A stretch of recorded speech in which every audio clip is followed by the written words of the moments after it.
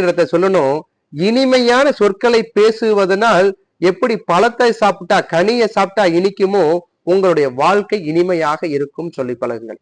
நீங்கள் கடும் சொற்களை காயை சாப்பிட்டால் எப்படி கசக்குமோ கடுமையான சொற்களை நாம் பயன்படுத்துவதனால் வாழ்க்கை கசக்கும் என்று சொல்லி பழகுங்கள்.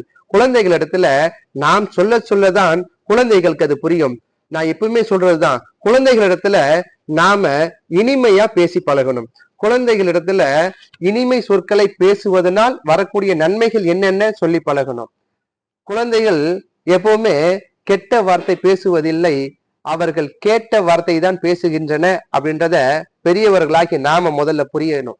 நம்ம வீட்டு பக்கத்தில் இருக்கக்கூடிய குழந்தைகளாக இருந்தாலும் சரி, நம்முடைய வீட்டில் இருக்கக்கூடிய குழந்தைகளாக இருந்தாலும் சரி, இந்த சமூகத்தில் இருக்கக்கூடிய எத்தனை வகையான இளம் தலைமுறை குழந்தைகளிடத்துல நாம் சொல்லி பழகணும். நன்றி.